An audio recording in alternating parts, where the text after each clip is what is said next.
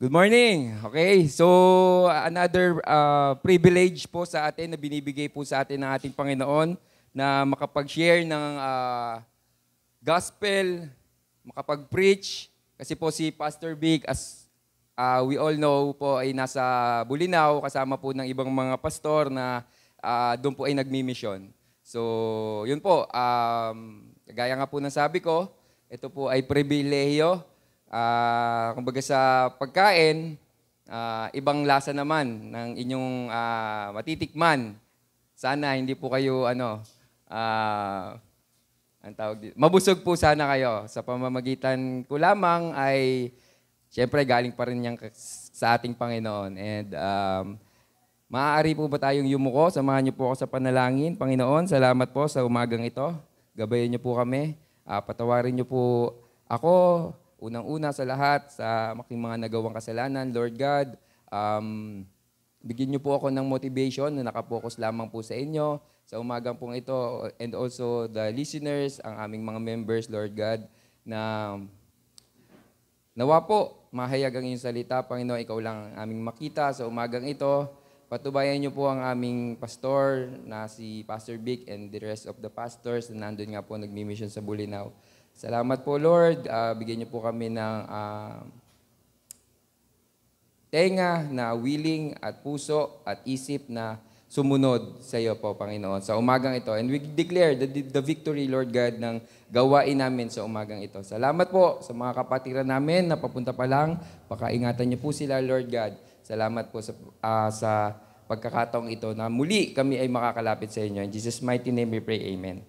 Okay? So, ang topic or first, yung passage muna po natin. Maaari ko po ba kayong imbitahan na magbukas po sa atin ng Bible in Genesis chapter 18 verse 1 to 15. Ayan.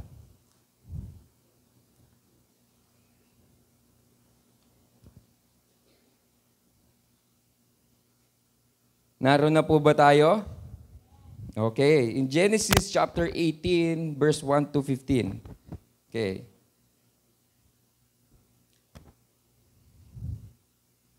It says there, the Lord appeared to Abraham near the great trees of Mamre while he was sitting at the entrance to his tent in the heat of the day.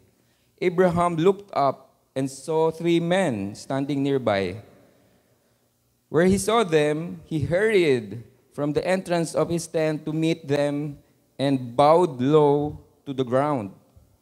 Verse 3, he said, "If I have found favor in your eyes, my Lord, do not pass your servant by. Let a little water be brought, and then you may all wash your feet and rest under this tree. Let me get you something to eat so you can be refreshed, and then go on your way. Now that you have come to your servant," very well, they answered, "Do you do as you say." So Abraham hurried into the tent to Sarah. "Quick," he said, "get 3 seahs of the finest flour and knead it, and bake some bread." Verse 7, then he ran to the herd and selected a choice tender calf and gave it to a servant who hurried to prepare it. He then brought some curds and milk and the calf that had been prepared and set this before them. While they ate, he stood near them under a tree. "Where is your wife Sarah?" they asked him. "There in the tent," he said. Then one of them said, "I will surely return to you about this time next year, and Sarah, your wife, will have a son."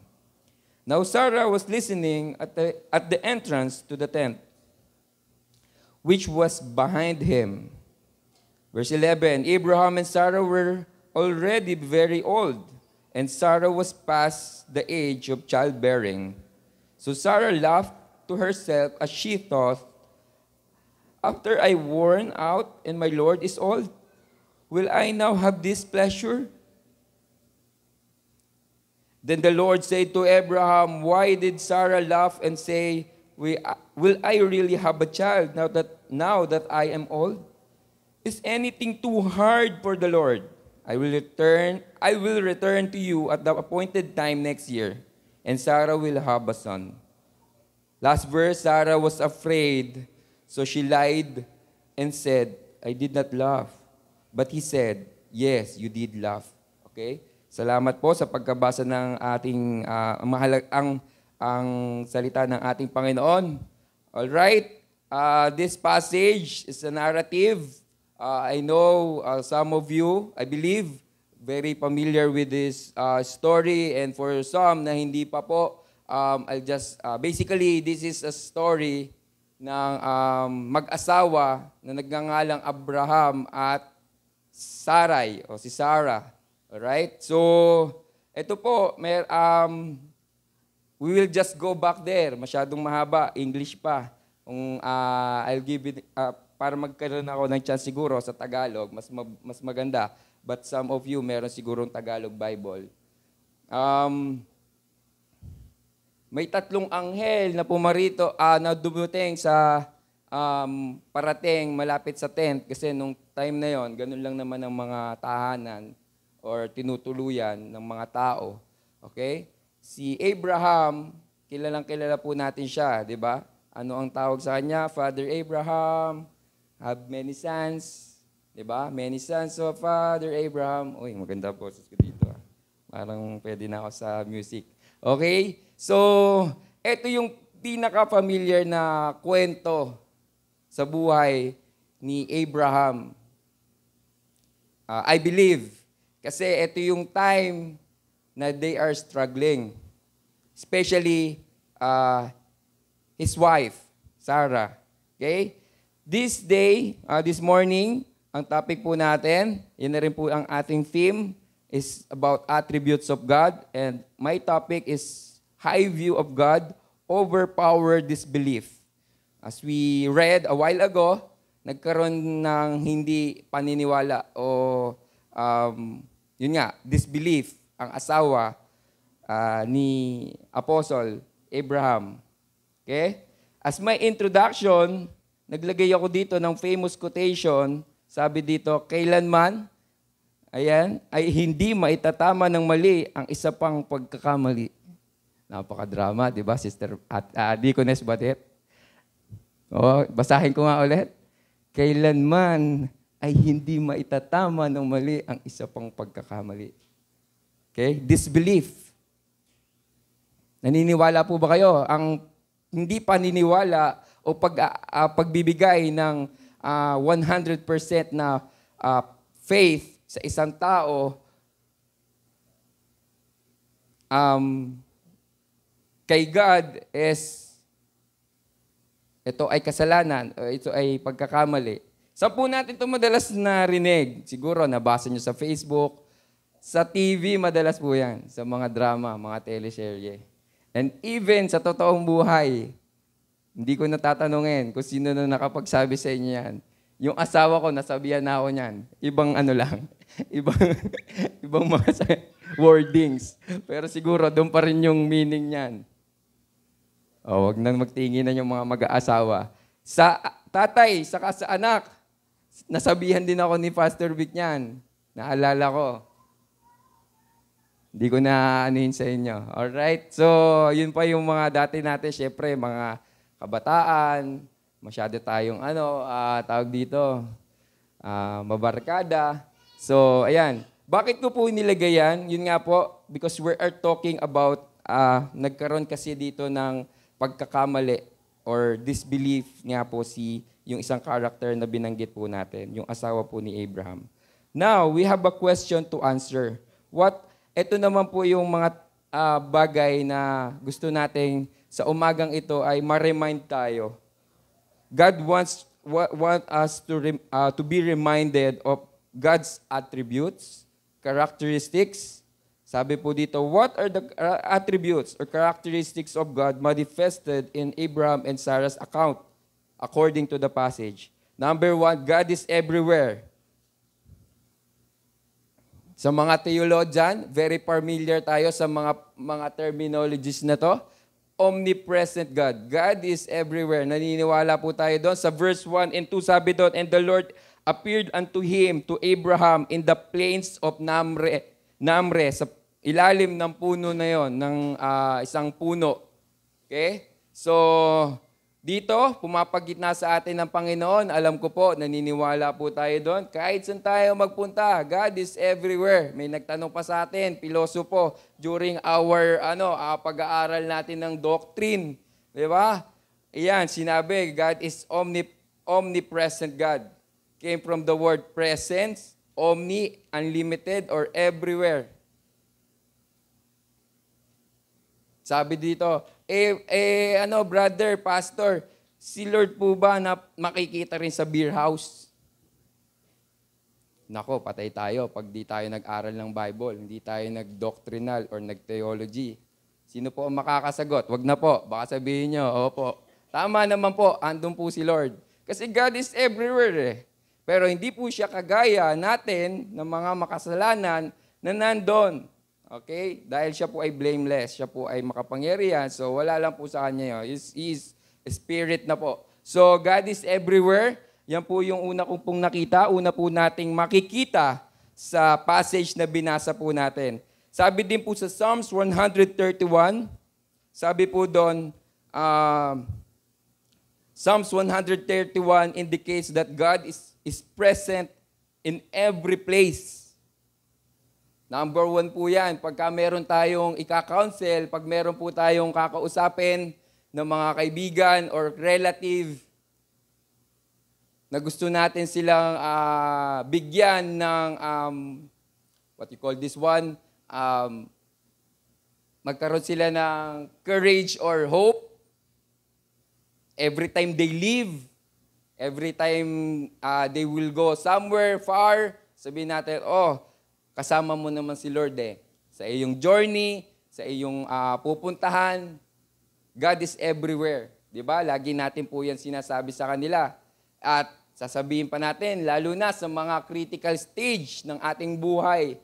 Hindi man sa atin, sa ibang tao, marami tayong na-experience before na talagang masasabi natin, andun si Lord, hindi niya ako pinabayaan. Dito, literal talaga, dumalaw ang mga anghel sa katawan ng 3 tao, si Lord ang nagsasalita. A supporting verse pa rin sa Psalms 131, Creator of heaven, sabi doon, dinescribe si Lord as siya ang naglikha ng mundo, di ba? Sa Genesis, sa creation, Creator of time.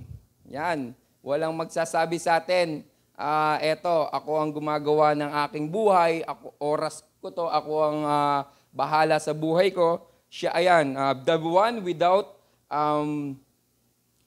beginning or end.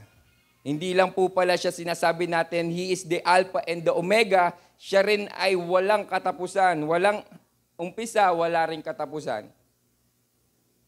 Okay?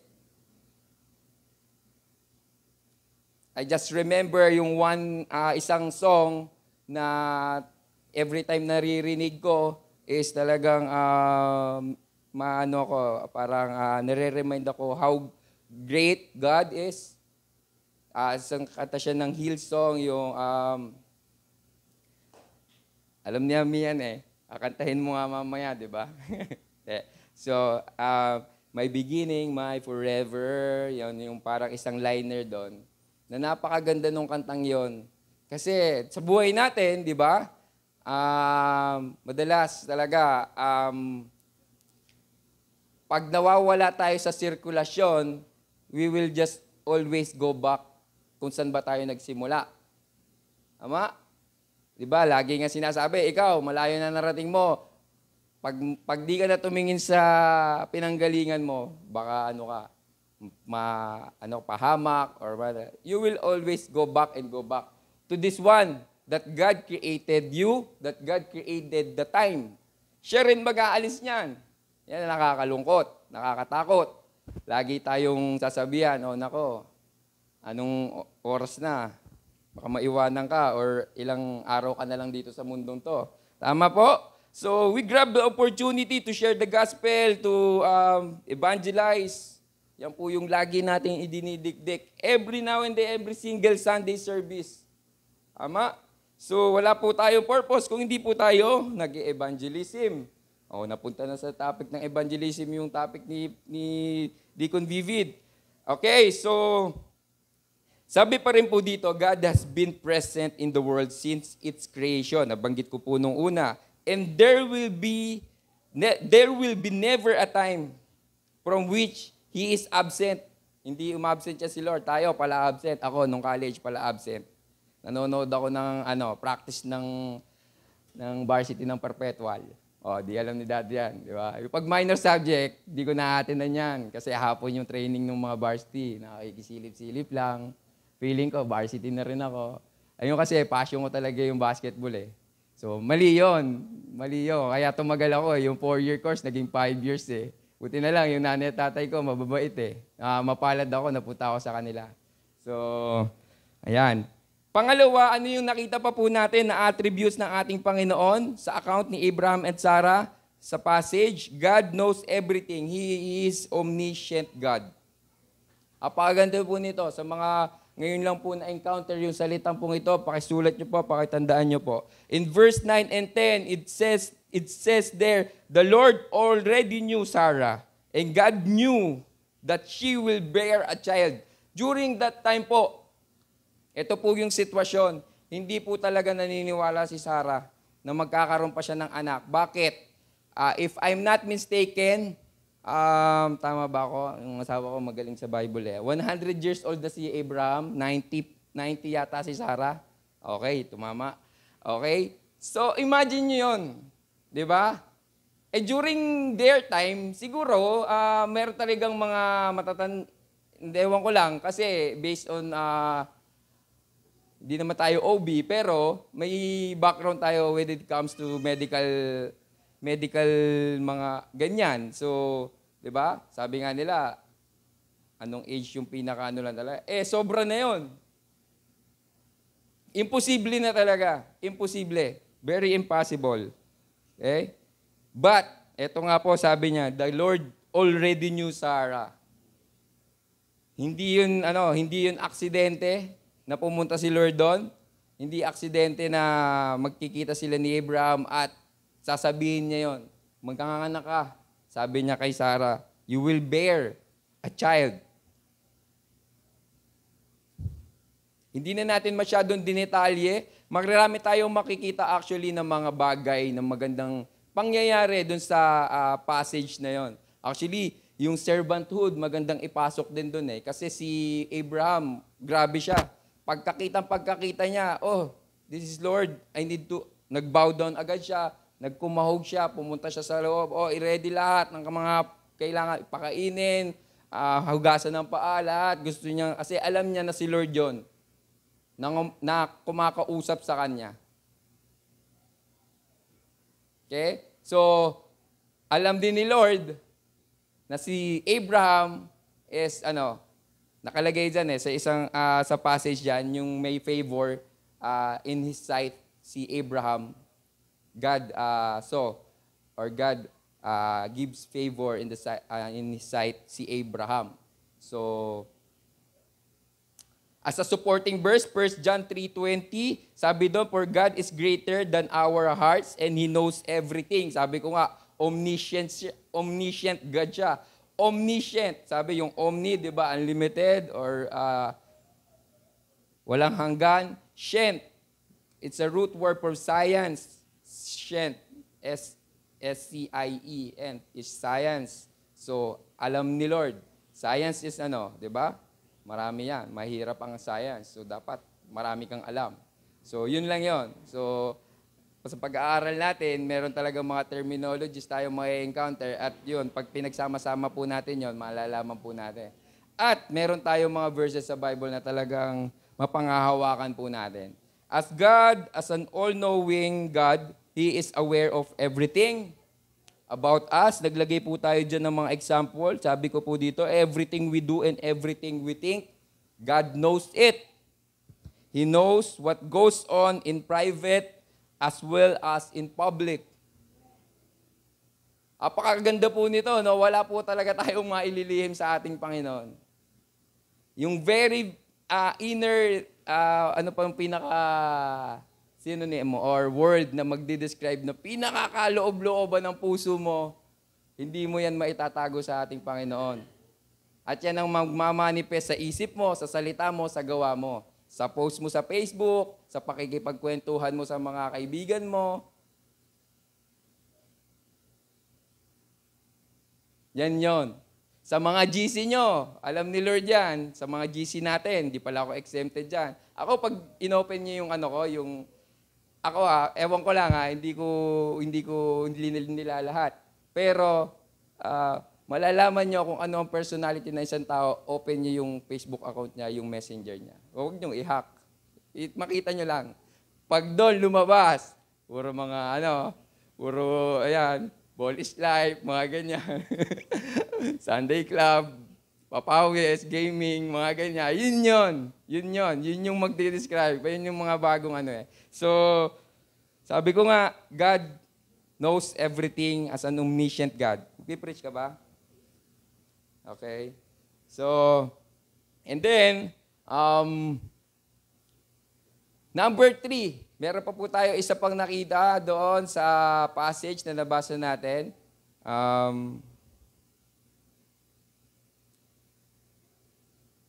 God as an omnipotent God.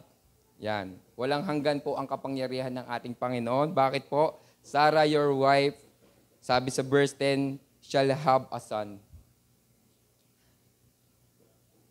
Napaka-imposible ko po. Sabi ko nga po, di ba sa inyo, matanda na po si Sarah, hindi po siya talaga supposed to be magkakaroon ng anak.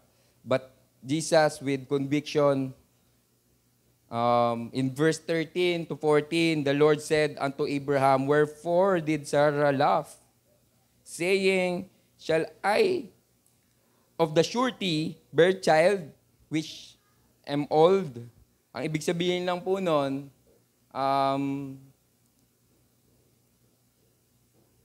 nothing is too hard for the Lord.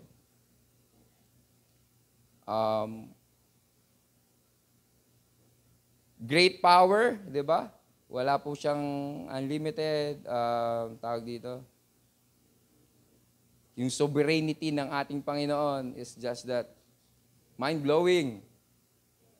Wala pong single hair strand na malalaglag sa buhok ko, sa buhok niyo po, na hindi ipapahintulot ng ating Panginoon. Andyan po yan sa Bible.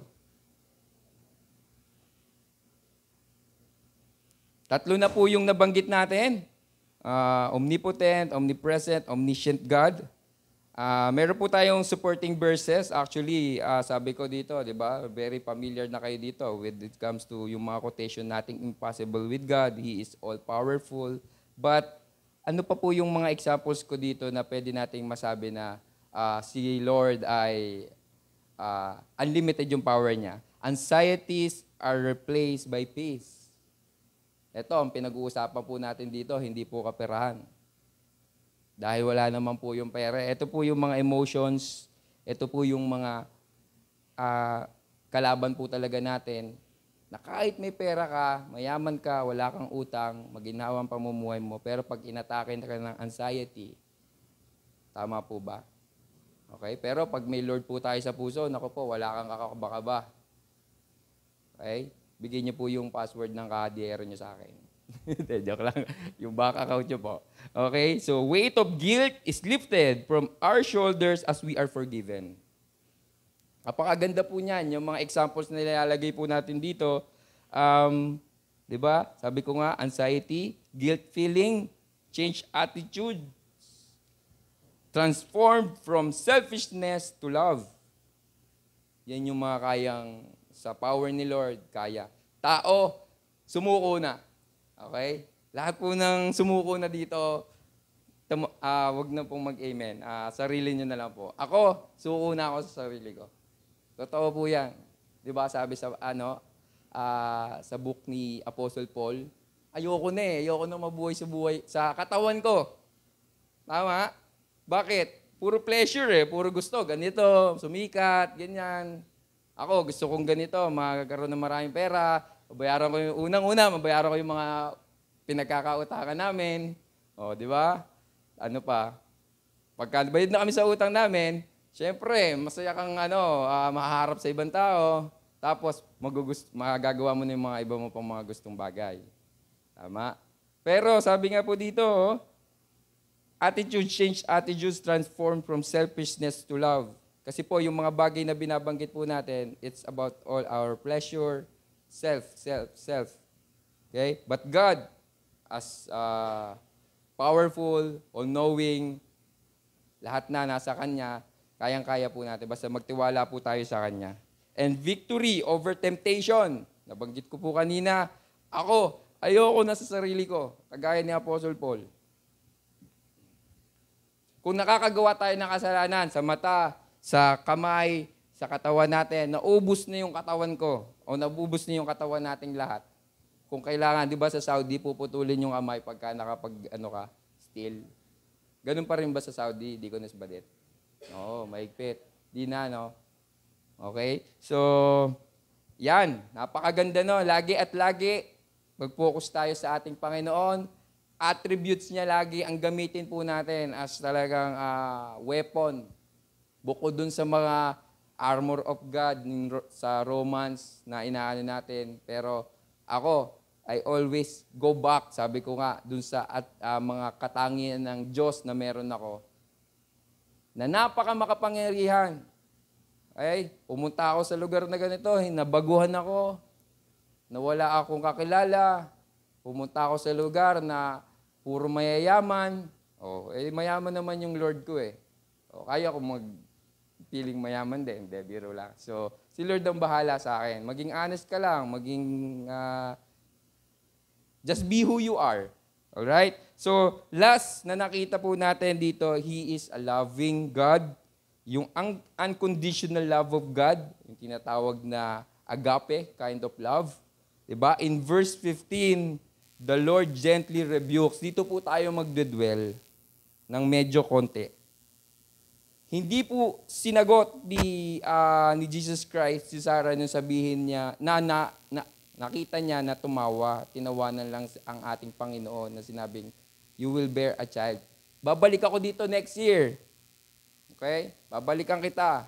Magkakaroon ka ng anak. Tinawanan. Tapos, along the way, sabi niya ganon. Kaya yung nabanggit ko kanina sa introduction ko na kalimutan ko na agad Hindi kailanman maitatama ng mali ang isa pang pagkakamali. Ang pagkakamali ni Sarah, una, hindi siya naniwala. Hindi siya naniniwala talaga kasi imposible. Pangalawa, it leads her to another sin, which is lying. Nagsinungaling pa siya. Okay? Di na siya naniwala, nagsinungaling pa siya. Para pagtakpan, sabi niya gano'n, hindi po ako tumawa. Hindi po ako tumawa, hindi po ako tumatawa, sabi niya gano'n. Si Lord din ang kausap mo, hindi ka makakapagsinungaling kay Lord. Alam ni Lord ng puso mo. Pero ano ang nakita natin? Si Lord, gently yung rebuke niya sa verse 15. Basahin po natin doon. Maiksi lang po yun Pero ang pinakasabi lang po doon sa 15, Sarah was afraid, she lied, and said, I did not laugh. Sabi ni Lord, but He said, yes, you did laugh. Malumanay. Ganun magalit si Lord. Gently. Gentle, sabi nga ng mga Okay? Ako, madalas, sa atin po, marami tayong mga rebukes na ginagawa sa atin ng Panginoon. Kung si Lord magre-rebuke or magpaparusa o magkakaroon ng punishment na medyo mabigat-bigat, actually, mag-rebuke sa atin si Lord, meron na agad siyang kumbaga, anak kita di kita pwedeng pabayaan. Meron sa atin, nung nag-COVID tayo, madalas siya, kaya yung swab na yan, hindi natin makakalimutan yung COVID na yan. It's a very, very, sa atin, parang unforgettable experience na pwede natin talagang gamitin yan Pagka nag-share tayo ng gospel, yung COVID, ang daming kinuha sa atin, di ba? pera, marami, magastos. Diba? So, sabi po dito, yung gently rebuke ng ating Panginoon as a God who is loving. Makikita po natin yun. And then, sa conclusion po natin, attributes of God gives us confidence to endure life situations. Marami na po tayong nabanggit ng mga sitwasyon ng ating buhay na pag talagang tumingin tayo sa ating Panginoon, right there sa kanyang mga attributes o kanyang mga characteristic na alam niya lahat, makapangyarihan siya, kahit saan, nandun ka, nandun sa ating Panginoon. If you believe in yourself talaga na God is with you and God you are serving is a real God and He is a loving God, hindi ka niya papabayaan. Number 2, disbelief makes us coward and liar. Ayun po ang pinakamasakit sa lahat na sabihin kang duwag. I don't remember, di na siguro ako nasabihan ng duwag before, nung bata siguro ako, or si daddy, parang hindi naman yung saktong salitang duwag, pero iba yung wordings niya.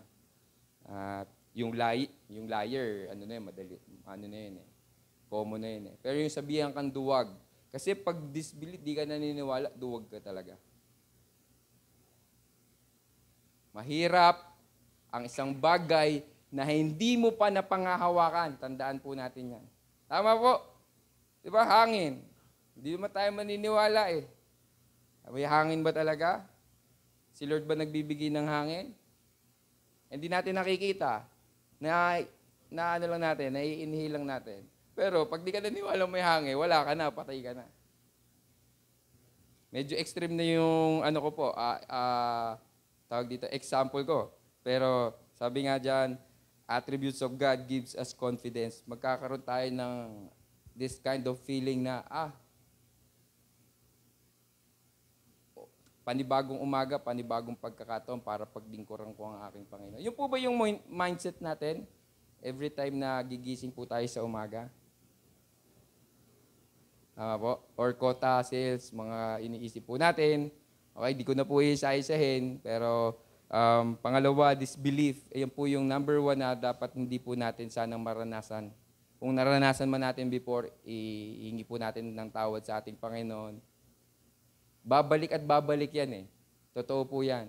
Kung si Lord sobrang makapangyarihan, He will permit pa rin Satan to rule sa atin, gamitin number 1, yung mga friends or relatives, baby, husband, yan, yung para mai-provoke tayo. Pero balik po tayo doon sa mga katangian ng ating Panginoon. And then, sabi ko nga, never ever laugh about Jesus, about what He do or He can do, like what Sarah did. Hindi ko naman kinondem si Sarah, pero maganda naman ang naging buhay kasi 'di ba nagkaroon talaga sila ng descendants. Yan ang gusto ni Lord. Amen po ba? Na dumami ang ating si Lolo Vic, maraming mga apo. Nadadagdagan pa, nadadagdagan at madadagdagan pa, God willing. Okay? No, sabi nga, yung kasabihan, no man is an island, totoo 'yon. Pareho masaya kami na lang, ganyan. Hindi siguro sa lahat ng panahon. Pag tumanda kayo, paano? Di ba? Pero ipipermit pa rin naman ni Lord yon. Sa time niya, kagaya na pagsabi niya, di ba? Sabi niya, I will go back, I will return sa time. Yun yung sabi ni Lord, eksakto kay Sarah. Never ever doubt God's plan. Ayan, napakaganda po na. Always remember that apart from God, we can do nothing. Ayan po yung pinaka-conclusion ng ating pong topic sa umaga pong ito. I know it's very mabilis, pero sabi ko nga, napakaganda nung story na yon. Ayun na naman ako, basketball na naman ang example ko. Parang yung pakaramdam ng Gilas, di ba? 61 years in the making. Sino po nanalo sila? Pero yung tao talaga, masama talaga ang utak eh. Kasi yung sabi nung coach ng Iran, 3 daw yung naturalized player, unfair daw yun. Kaya nag-champion. So anyway, tapos meron akong player na nagsasabi, si Coach Chot, Puro mga babae dito. Si Coach Chot, wala ang kwenta, ganyan. Si team ko nang okay. Gusto kong i-rebuke eh. Sabihin ko, wag na kayong maggawa pa ng mga, iba pang mga issue. Ang mahalaga, masaya yung natin kasi history has been made. Sports na naman eh. Anyway, so sabi ko nga, let's spread yung kabutihan ng ating Panginoon. Yun siguro. Sa everything we do, everything we say, diba? Nasa mantra natin yan as Christian, that it may be glorify His name.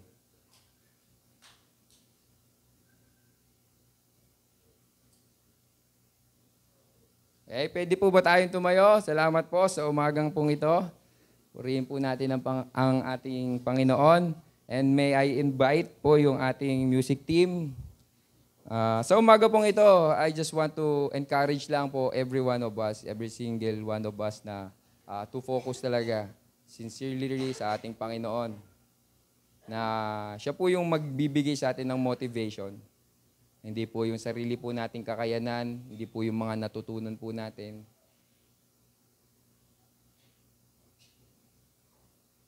Tanging si Lord lang po. Totoo po yan.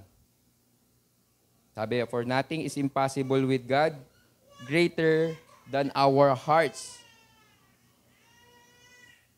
Marami tayong aspirations, marami po tayong mga pangarap sa buhay na gusto nating marating. Pero kung hindi po tayo sasamahan ng ating Panginoon, ay baliwala po yan. I graduated a Bachelor of Science of Nursing, BSN. Awa ng Diyos, nakapasa naman ng board exam, hindi ko rin alam kung paano, sa biyaya ni Lord. Pero hindi ko po nagamit yung course ko. Yun po yung personal testimony ko. So, sinunod ko lang yung tatay ko nung time, si Pastor Vic, na maganda kasi pag nakaputi, doktor ka na eh. Sabi din sa lugar namin Dok nga tawag sa akin Dok! Kaya sa akin. Kasi nakaputi daw eh. Dok na eh. So, bagay naman. Saka nung time namin, magka-nursing ka, sikat ka. Kasi mahirap ang nursing. Lang nga, bagay siya nang mag-nurse eh. Kaso, scholar siya, wala sang choice. So, bakit ko po yun nababanggit? Sabi ko nga, God is everywhere. God knows everything. God is all-powerful. Inililid niya tayo doon sa mga lugar na talagang magagamit tayo ng Panginoon. Hindi natin yan dadayain, hindi natin kayang dayain yan. Kusa po yan. Pag nakita na ni Lord na ready ka na, ibibigay niya yan. Yung mga bagay na hinihiling mo. Yung mga bagay na patagal mo nang pinagpe-pray.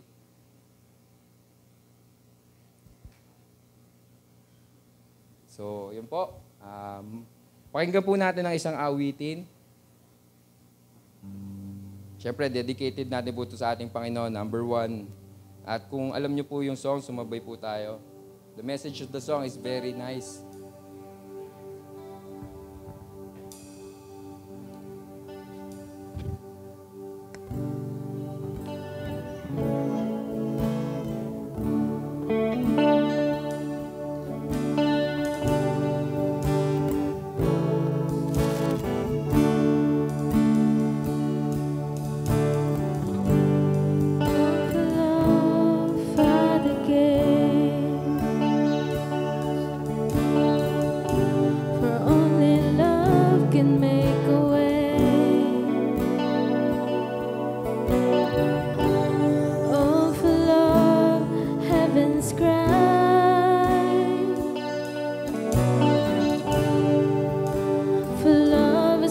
If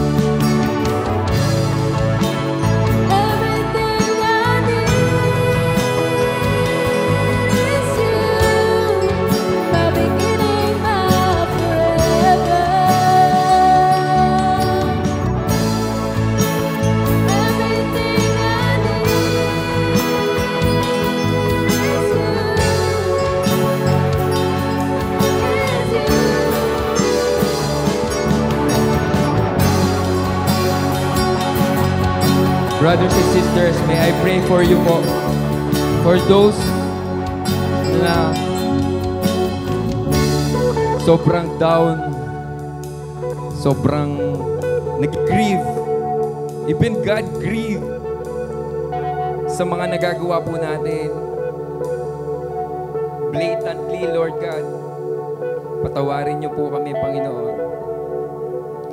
Pakalinisin niyo po ang aming puso, Lord God.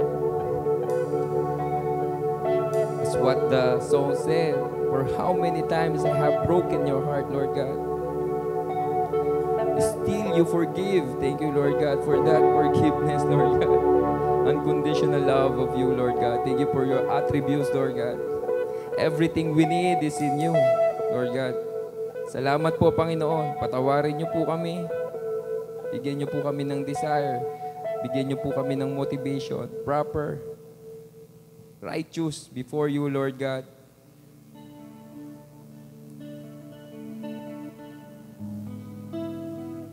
Sa mga kapatiran po na lumalapit po sa inyo, Panginoon, I pray for them, Lord God. Kilala niyo po siya. Kilala niyo po sila, Panginoon. Alam niyo po ang kanilang kalagayan. Hindi na po yung physical, hindi na po yung status sa buhay. Yung heart before you, Lord God.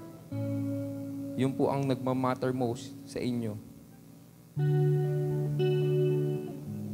Marami po kami dito na gustong magpagamit, gustong maitili. Pero because of sin, because of our selfishness, Lord God, nabablock yung way, Lord God, going to you. We just want your miracle. We just want your power, Lord God, be upon us na ma-overcome yung temptation, yung sin na meron kami. Every single day, every single hour, every single minute and seconds of our life, Lord God. Pag wala ka, wala kami, Lord God. We're not on the right track. Andito na po kami sa Christian living, sa Christianity, Lord God. We are blessed that you selected us. You set us apart from those people outside. And now is our opportunity to share it to other people. Hindi na po mahalaga.